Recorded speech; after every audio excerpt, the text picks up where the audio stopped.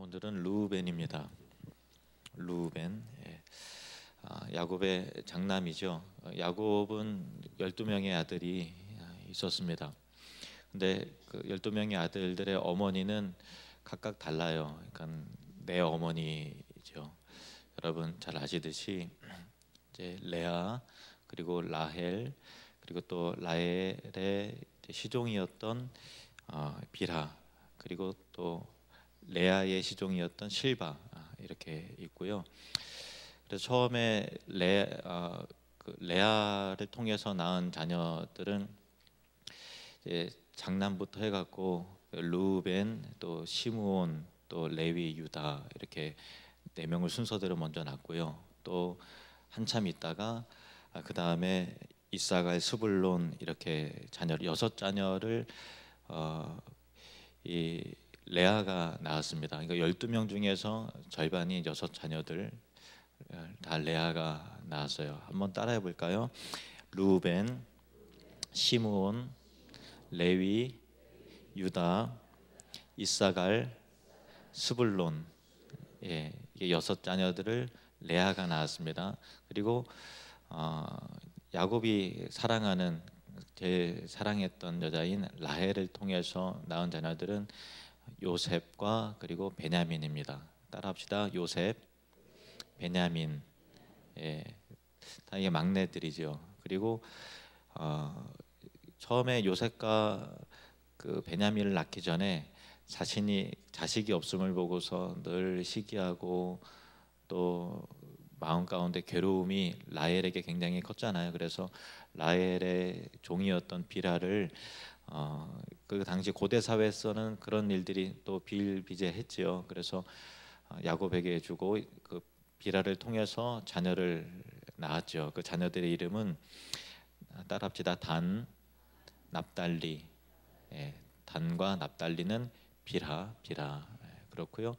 또 레아도 가만히 있지 않았어요. 자기의 넷째까지 낳은 다음에 태가 원래 끊겼는데 나중에 또 하나님께서 이사갈, 스불론은 또 낳게 해주셨지만은 실바를 또 야곱에게 주어서 자녀를 낳게 했는데 두 자녀가 태어났습니다. 따라합시다. 갓, 아셀.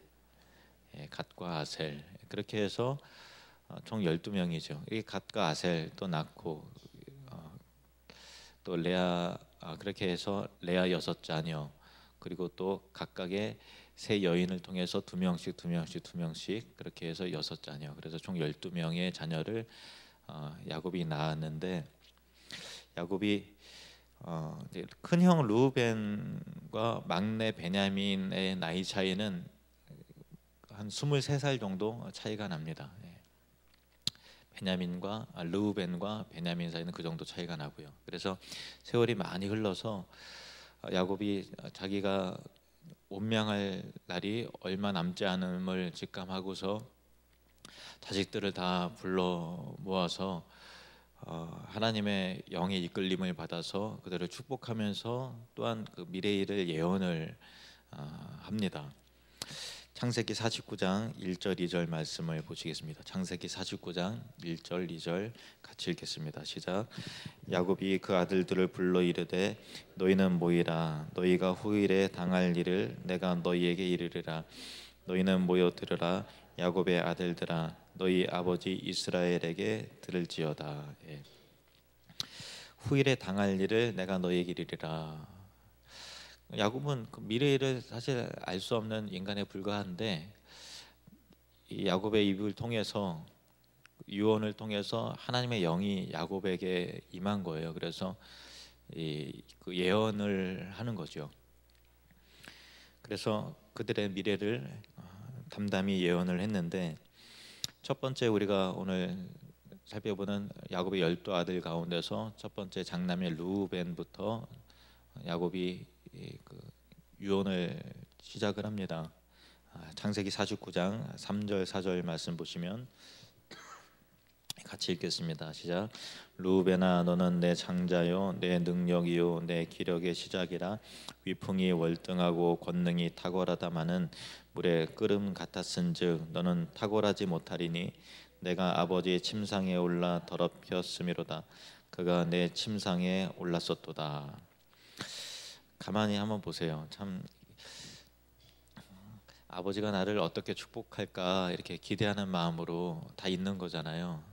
근데 루벤아, 너는 내 장자요, 내 능력이요, 내 기력의 시작이라. 여기까지 이야기를 들을 때는 되게 기분이 좋았을 거예요. 되게 기분이 좋았을 거예요. 그리고 위풍이 월등하고 권능이 탁월하다 이렇게까지도, 야, 정말 아버지가 나를 이렇게 인정해 주시는구나 하고서 하늘을 나는 것 같은 그런 느낌이 들었겠죠. 권능이 탁월하다마는, 이때부터 불길한 느낌이 들죠. 그리고 나서 4절에 물의 끓음 같았은즉 너는 탁월하지 못하리니. 이게요, 그냥 사사로운 감정으로 말하는 게 아니라, 이제 오늘 말씀을 통해 살펴보겠지만은 이게 성령의 인도하심을 받은 예언의 말씀이죠. 그러니까, 너는 탁월하지 못하리니 내가 아버지의 침상에 올라 더럽혔음이로다. 그가 내 침상에 올랐었도다. 이렇게 말을 합니다. 르우벤의 감정이 어땠을까요? 활기차고 높은 곳에서 꼬꾸라지는 듯이 좌절되고 가장 낮은 곳으로 확 떨어지는 롤러코스터 타는 그 철렁하는 느낌이, 자기는 아버지가 다 잊었을 거라고 생각하는데 뭔가 번쩍하듯이 뭔가 내리치는 듯한 그런 느낌을 받았을 것입니다. 근데 그 야곱이 처음에 한 말도 사실이에요. 너는 내 장자고 내 능력이고 내 기력의 시작이고 위풍이 월등하고 권능이 탁월하다. 이게 야곱이 르우벤을 어떻게 생각했는지, 정말 자랑스러운 아들이었고 너는 내 장자다라고 하는 이 르우벤을 보면서 좀 뿌듯한, 뭔가 체격도 좋고 잘생기고 또 그랬었던 것 같아요. 그래서 커가는 이 아들 장남을 보면 마음이 대견하고 뿌듯하고 그랬었던 것으로 우리가 추측할 수 있어요. 창세기 29장 31절에 32절 말씀 보시면 르우벤은 이렇게 태어납니다. 이런 배경 속에서 여호와께서 레아가 사랑받지 못함을 보시고 그의 태를 여셨으나 라헬은 자녀가 없었더라. 레아가 임신하여 아들을 낳고 그 이름을 르우벤이라 하여. 르우벤이라는 이름은 보라 아들이라라는 뜻입니다. 보라 아들이라. 르우벤이라 하여 여호와께서 나의 괴로움을 돌보셨으니 이제는 내 남편이 나를 사랑하리로다 하였더라. 야곱이 자기에게 눈길도 주지 않고 라헬만 사랑하고 하니까 너무 참 레아는 가련한 여자였어요. 정말 측은하죠. 그래서 얼마나 남편에게 사랑받고 싶었는가 하면 딱 자녀를 갖고 딱 하니까 딸이 아니라 아들이라는 게 너무 즐겁고 기뻐서 보라 아들이라 해서 너무나 이게 자랑스러운 아들이었어요, 레아에게.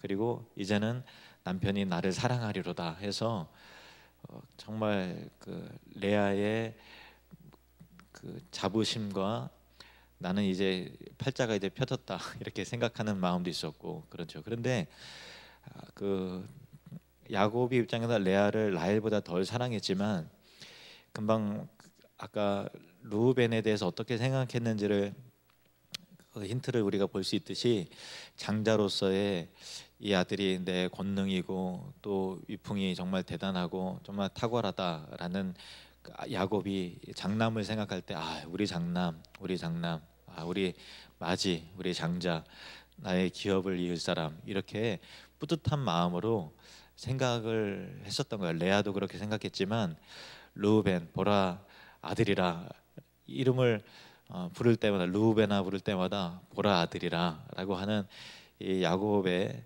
또 레아의 그 자부심, 자랑거리, 기대감이 있고 장래가 촉망되는 그런 사람이었음을 우리는 알게 되는 것이죠. 이스라엘의 가문에서는 이제 고대 사회도 그렇고 또 예수님 당시에도 그랬지만은 만약 12명의 자녀들이 있어요. 그러면 장자에게는 어떤 특권이 돌아가는가 하면은 재산을 열세 등분을 나눠서 다른 형제들에 비해서 갑조를 주는 거죠.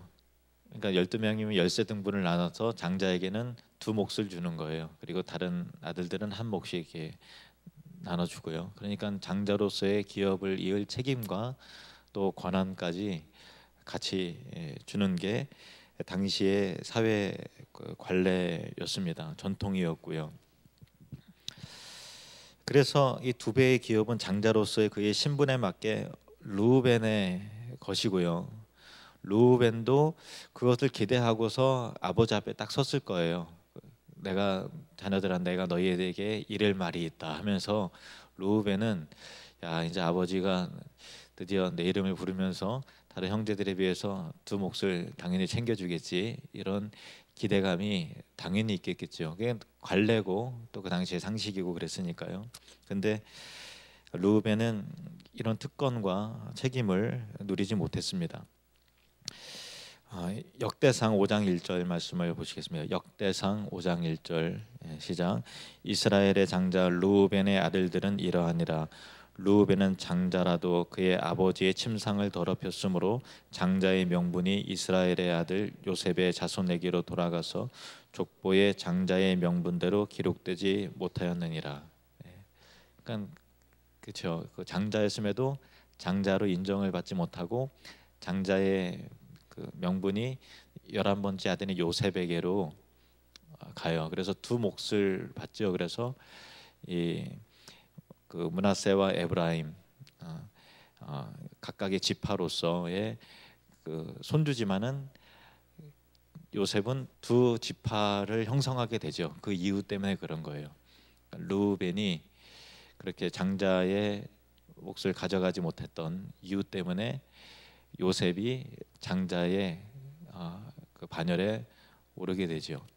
그리고 또 그 당시에 또 그 요셉 때문에 모든 아들들이 다 죽다 살아났으니까 여기에 대해서 어떤 사람도 이의를 제기하거나 또 불만을 품거나 하지 못했을 거예요. 왜냐하면은 요셉 덕분에 우리가 살았다는 거를 우리가 요셉을 그렇게 팔아먹고 못되게 했는데 이 요셉이 우리에게 이렇게 선심을 써서 우리로 하여금 다 이렇게 먹고 살게 해준 거에 대해서 너무나 감사했겠죠.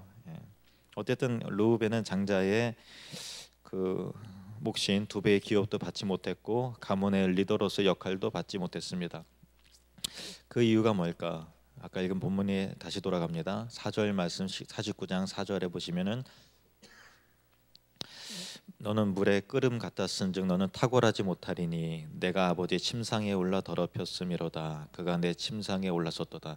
물이 주전자에서 바글바글 끓면 그 뚜껑이 막 이렇게 막 물이 막 흘러 넘치잖아요. 그러니까 자기의 정욕을 그 제어하지 못한 거죠. 그러니까 안정감이 없고 충동적이었다. 굉장히 충동적으로 해서 하지 말아야 돼, 넘지 말아야 돼 선을 딱 넘어버린 거죠. 그러니까 이 당시에 다른 자녀들은 아마 르우벤이 그런 일이 있었는지를 아마 몰랐을 거예요. 살펴보겠습니다만은 아마 그런 일이 자기의 형 르우벤이 아버지에게 그런 잘못을 했는지는 아마 처음 들었을 것입니다. 그 이유가 뭐냐면은 35장으로 다시 넘어가세요. 35장 22절에 보면은 같이 읽겠습니다. 시작. 이스라엘이 그 땅에 거주할 때 르우벤이 가서 그 아버지의 첩 비라와 동침함에 이스라엘이 이를 들었더라. 아시다시피 이스라엘은 야곱이죠. 르우벤이 가서 그 아버지의 첩 비라, 그러니까 라헬의 시종이었죠. 비라를 통해서 단과 납달리란 자녀들이 낳은 거예요. 그러니까 근데 자기 친어머니는 아니지만 그래도 어머니잖아요. 아버지의 부인이고 근데 관계를 가진 거죠. 억지로 했는지 아니면 서로 이끌렸는지 잘 모르겠습니다만은 근데 그 이야기를 야곱이 들었어요. 그리고 나서 그 다음에 이 성경에 보면은 어떻게 대응했다는 얘기가 없어요. 그냥 들었더라 끝 이거예요. 그러니까 듣고 나서 침묵한 것 같아요. 왜냐하면 이 얘기를 공론화시켜서 너희 마지 형이 이렇게 됐다라고 얘기하면은 집안이 정말 풍비박산이 나는 거죠. 그리고 칼부림이 날 수도 있죠. 왜냐하면은 이 비라의 두 아들 단과 납달리가 뭐 가만히 있겠어요. 그러니까 야, 참 이 부끄러운 일을 알릴 수도 없고 이 너무나 창피한 일을 너무나 자존심 상하고 창피한 일을 어떻게 할 수도 없고 죽일 수도 없고 살릴 수도 없고 그러니까 아유 주여 이래서 그냥 가슴 치면서 꿀꺽 삼켰어요. 야곱이 그랬다고요. 그러니까 다른 형제들은 아마도 몰랐었던 상황이고 르우벤도 아버지가 자기에게 뭐라고 얘기를 안 하니까 뭐 들으셨나 모르셨나 그냥 어물쩡하게 넘어갔던 것 같아요. 그리고 세월이 지금 20년 정도 이상 세월이 흘러가니까 아버지가 그거를 기억하고 있는지도 잘 몰랐겠죠. 그런데 그 마음 가운데 계속 죄를 졌으니까 두근두근하기도 하고 참 그 죄책감에 시달렸을 거예요. 예. 회개를 했는지 안 했는지 잘 모르겠습니다만은 어쨌든 굉장히 불편한 삶을 루벤이 살았겠죠. 그래서 20년 이상 지난 지금 야곱이 루벤의 이 부끄러운 행실을 가만히 아무런 얘기 안 하고 있다가 하나님의 영의 인도가 되어서 그냥 사적인 사사로운 감정으로 딱 그렇게 폭발시켜 버리는 게 아니라 하나님이 이 시점에서 말하라고 하시는구나 그렇게 해서 이게 말하게 된 거죠. 그렇게 해서 참 놀라운 방식으로 어떻게 보면 폭로라고 해야 되나요? 드러냈지요. 그것이 드러나게 된 거예요. 그러니까 단순한 어떤 앙심을 품고 자식에 대한 보복을 하고 있는 것이 아니라 그 사건을 근거로 성령의 인도하심을 받아 예언하고 있다는 것을 우리가 기억해야 됩니다. 그리고 나서 그 예언을 받았어요.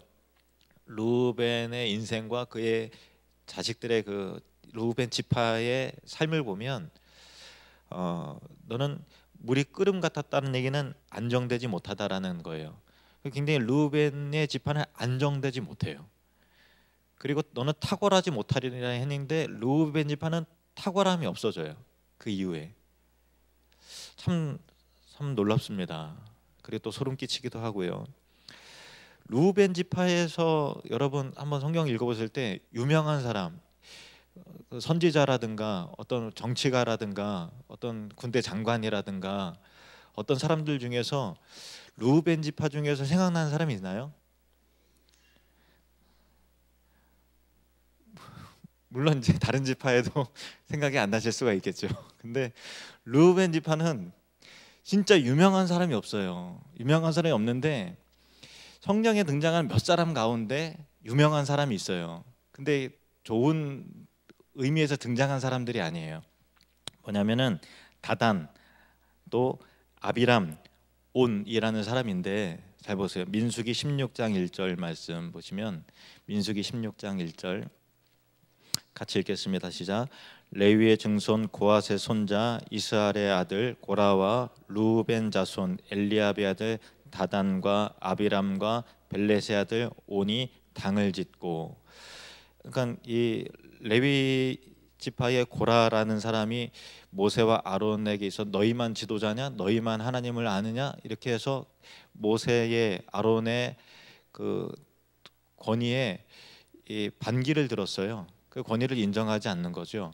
근데 거기에 당을 지어서 듣고 보니까 진짜 열받는다. 우리도 뭔가 뒤집어 이 불평등한 세상 뒤집어 엎자 이렇게 해갖고 가담했던 사람이 루벤의 자손 중에서 다단, 아비람 그리고 그 온이라고 하는 사람이 당을 지어서 일어났어요. 이 일에 딱 기록이 됐어요. 루벤 지파의 사람들이. 그래서 하나님께서 땅이 갈라져서 고라 자손 고라와 함께 했던 사람들이 다 그 집어삼킴을 당할 때 하나님의 진노와 저주를 받을 때 함께 심판을 받았던 사람들이 바로 이게 다단, 아비람 그리고 온이라는 그 사람이죠. 그리고 또 그 루벤 지파는 그러니까 이 사람들 다단, 아비란 오는 물의 끓음 같은 사람들이었고요. 그리고 또 그 르우벤 지파 중에서 기억해야 될 게 가나안 땅에 들어가 다 정복해라. 그래 요단강을 다 건너라 가라 이렇게 했는데 요단강 동편에서 가만히 보니까 목초지도 좋고 하니까 이제 그 므낫세 반지파하고 또 갓지파하고 함께 르우벤 지파도 우리도 여기 남겠습니다. 요단강 우리 안 건너갑니다. 여기서 이렇게 살겠습니다. 우리는 다 싸우러 들어가는데 너희는 뭐 할 거냐? 우리는 그럼 같이 싸우기는 하겠습니다. 우리가 앞장서서 싸우겠습니다. 하고 나서 우리와 목초지가 여기가 좋으니까 여기 머물겠습니다. 이렇게 돼버렸어요. 그래서 요단강 동편에 세 지파가 남게 됐는데 므낫세 반지파와 갓지파와 함께 르우벤 지파가 남아졌는데 처음에는 목초지가 좋아서 그렇게 결정했다고 했겠지만은 그러나 장기적으로 볼 때 이스라엘과 점점 이게 멀어지는 그 지파들이 강 건너에 있다 보니까 점점 멀어지게 되었죠. 그리고 이것이 이 요동함의 특징을 물의 끓음과 같이 안정되지 못하고 요동함의 특징을 잘 나타내주는 사건이고요. 그리고 또 르우벤의 요동하는 성격을 또 단적으로 드러내주는 예가 또 사사기 5장에 보면은 드보라와 바락의 이 노래의 기록이 되어 있는데요. 이스라엘이 그 사사 시대 때 여러 이방 민족에 의해서 늘 괴롭힘을 당했는데 가나안 왕의 그 야빈이라고 하는 사람이 그 군대 장관 시스라가 굉장히 이스라엘을 혹독하게 괴롭혔어요. 그래서 하나님께서 여선지자 드보라를 세워갖고 바락과 함께 시스라의 그 병거들을 무찔르도록 그렇게 하세요. 그리고 나서 드보라의 메시지를 듣고서 여러 지파들이 우리가 같이 나가서 우리 이 나라의 자유를 위해서 우리 자손들의 행복을 위해서 우리 들고 일어나자라고 하는데 르우벤 지파는 갈까 말까, 이게 어떤 게 나한테 이익일까, 이 생각을 하느라고 민기적해요. 결국은 갔습니다마는 다른 사람들은 개인의 어떤 사적인 그런 이익보다도 지금은 나라의 이 이스라엘의 정말 이 졸림 자체가 결정되는 그런 상황 속에서 우리가 한 마음으로 일어나자, 하나님의 메시지가 있다, 여선지 드보라를 통해서 하나님께서 우리가 약속을 받았다, 일어나자라고 할 때 르우벤 지파만큼은 이게 적극적으로 가담하지 않고 간을 딱 보다가 다 가는 분위기니까 그럼 우리도 이렇게 갔다는 거예요. 그래서 사사기 5장 16절 말씀해 보시면은 사사기 5장 16절 내가 양의 우리 가운데 앉아서 목자의 피리 부는 소리를 들음은 어찌 됨이냐. 금방 한 얘기가 이거를 우회적으로 표현한 거예요. 다 들고 일어난 가운데서 목자의 피리 부는 소리를 듣고서 그냥 이렇게 여유 있게 그렇게 어찌 됨이냐. 르우벤 시내가에서 큰 결심이 있었도다. 결국은 가긴 갔지만 다른 지파들, 특별히 스불론 지파라든가 납달리 지파는 즐거이 헌신하면서 전쟁에서 죽음을 무릅쓰고 목숨을 아끼지 않은 지파들은 다 칭찬을 받았는데 이 드보라와 바락의 노래 속에서 르우벤 지파는 조금 약간 전쟁을 한 것도 아니고 안 한 것도 아니고 하는 그런 것 가운데서 물의 끓음같이 요동함이 있는 그런 지파라는 것을 이 불안정성 때문에 비판을 받았죠. 야곱은 르우벤을 향해서 너는 물의 끓음 같았은즉 너는 탁월하지 못하리라 라고 했는데 과연 르우벤 지파는 탁월하게 발전하지 못했어요. 그래서 그 광야 마지막 시세 때 보면은 이스라엘 지파에 향한 인구 조사를 하잖아요. 민수기 보면은 처음에 광야에 들어갈 때 인구 조사를 하고 그리고 광야 40년 광야 생활 지나고 나서 인구 조사를 하는데 다른 지파들은 인구가 비슷해요. 그러니까 광야 40년 동안에 많이 죽었잖아요. 그래서 20세 아래로만 생존하고 그 다음 세대가 살아나서 거의 인구가 비슷비슷했는데 르우벤 지파는 팍 줄어버렸어요. 그러니까 하나님 앞에 얼마나 잘못하고 반역하고 뭐 고라의 당과 함께 같이 죽어버리기도 하고 또 그만큼 하나님 앞에 이게 그 참 영적으로 깨끗하고 건강하지 못했기 때문에 죽었다라고 하는 것은 하나님의 심판에 해당되는 숫자가 그만큼 많았다는 거거든요. 그러니까 참 그래서 그 모세가 느보산에서 가나안 땅을 앞두고 나서 각 지파를 축복하면서 신명기 36장에 르우벤 지파의 앞날을 걱정하면서 하나님 이 지파가 연명하게 해주십시오. 제발 좀 살려주십시오. 이런 마음으로 기도를 했어요. 자, 신명기 33장 6절 말씀 보십시오. 신명기 33장 6절 시작. 르우벤은 죽지 아니하고 살기를 원하며 그 사람 수가 적지 아니하기를 원하나이다. 얼마나 죽었고 정말 다른 지파들이 보기에 얼마나 안타깝고, 야, 저러다가 한 지파 없어지는 거 아니야? 그러니까 이렇게 이 탁월하지 못하다고 했는데 여기에 르우벤 지파는 선지자도 없고 뭐 정치인도 없고 탁월한 군사도 없고 군인도 없고 뭐 사사도 나오지 않고 특별하게 성경에서 부각되는 인물이 유독 없는 지파가 르우벤 지파였다는 거예요. 그러니까 이거를 통해서 우리가 어떤 교훈을 얻는가 하면은, 장기적인 대대에 걸친 장기적인 비극적 결과들이 일순간에 충동적인 죄의 결과로 인해서 생겨날 수도 있다. 이거를 꼭 기억을 해야 됩니다. 일순간에 충동적인 정말 잘못으로 인해서 얼마나 큰 죄를 졌어요. 자기 정말 서모와 비라와 이렇게 같이 잠을 잤으니 얼마나 아버지에게 못된 짓을 하고 그렇게 한 거예요. 망나니죠, 사실은요. 그게 어떻게 보면 충동이었고 실수였든 모르겠지만 르우벤의 인생 가운데 씻을 수 없는 과오였죠. 후회하고 회개했을지 모르겠어요. 그렇지만은 그 오점은 계속 남아 있고, 야곱이 침묵하고 있다가 결국은 딱 그 앞에 섰을 때 너는 나의 침상에 올라탔다라는 것을 딱 결정적으로 말함을 통해서 하고서 높은 곳에서 확 추락해버린 사람이 바로 르우벤인데, 우리도 하나님 앞에서 다른 사람은 아무도 모르고 또 하나님께서 지금 이 순간에 그 부분에 있어 우리를 향해서 침묵하실 수도 있어요. 야곱이 침묵했던 거, 이를 들었다라고 듣고서 끝날 수도 있어요. 지금은 때가 아니기 때문에 노출시키지 않으신 것일 수 있어요. 그러나 하나님은 두려우신 하나님이시죠. 그래서 우리가 정말 하나님께 회개해야 될 부분이 있다면 철저하게 하시기 바랍니다. 아무도 모르겠지, 하나님께 그냥 지나가시려나? 절대 그러지 않아요. 회개하지 않은 죄에 대해서는 하나님께서 반드시 짚고 넘어가시는 분이시에요. 그러니까 우리가 단 일순간의 죄가 자기 평생의 발목을 잡을 수 있다라는 그런 것이죠. 잠언서 6장 32절에서 33절 말씀을 보겠습니다. 잠언 6장 32절에서 33절 시작. 여인과 간음하는 자는 무지한 자라. 이것을 행하는 자는 자기의 영혼을 망하게 하며 상함과 능욕을 받고 부끄러움을 씻을 수 없게 되나니. 아멘. 상함과 능욕을 받고 부끄러움을 씻을 수 없게 된다. 그것이죠. 그래서 르우벤은 자기의 결과들을 짊어지고 이렇게 살아야 됐습니다.